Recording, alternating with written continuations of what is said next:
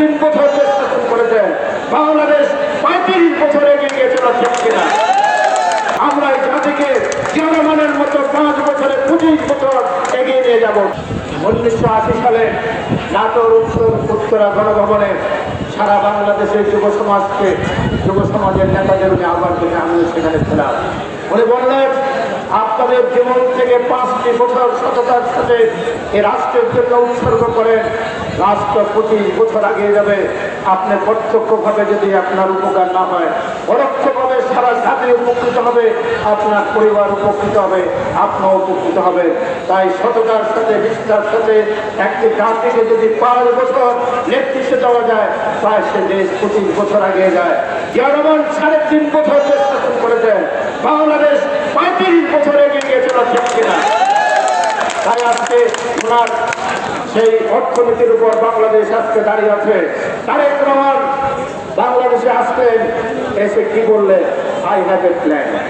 বলেন একটি কথা, এই কথা নিয়ে আমরা বলতে চাই, সবাই মিলে তারেক রহমানের সাথে আপনার একটা প্ল্যান নাই, উই হ্যাভ এ প্ল্যান। আমরা আমাদের সবার একটি প্ল্যান।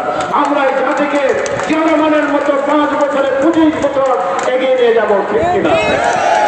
তাই আমাদের সর্বপ্রথম দাবি হলেও এই প্রশাসনের লোকজনকে আমি বলতে চাই, আপনাদের আমি বহুভাবে বলেছি, এই মাদক ব্যবসায়ীদের বিরুদ্ধে আপনাদের সারাশি অভিযান চালু করতে হবে। আপনার তাদেরকে ধরে ইউনো সাহেব আপনি ম্যাজিস্ট্রেট দেবেন, ধরে সাথে সাথে 6 মাস থেকে 1 বছর জেল দিয়ে দেবেন। হিউস্টনে রকিং টেস্টি, সীমানা ছাড়াও নিজেকে হারাও।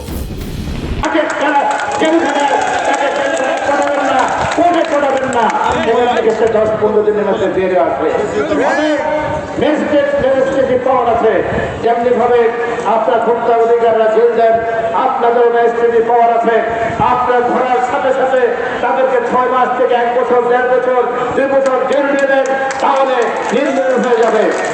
আর যে পরিবারের সন্তান এই মাদক গ্রেপ্তার হয়েছে, তার বাবাকে এনে 48 ঘন্টা থানায় বসিয়ে রাখবেন, যাতে ওই পরিবারে জানতে পারে, মানুষ জানতে পারে ওনার ছেলে মাদক ব্যবসা করে, মাদক সেবন করে।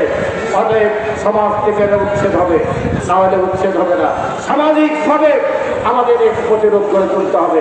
যারা অস্ত্র ব্যবসা করেন, অস্ত্র দিয়ে ডাকাতি করেন, মানুষ খুন করেন, তাদেরকেও বলে দিতে চাই, বেগমগঞ্জে প্রয়োজন করে আমি মিলিটারি নিয়ে এখানে আরেকটি ক্লিন হার্টের মতো ব্যবস্থা করে আপনাদের অস্ত্রধারী থাকতে পারবে না।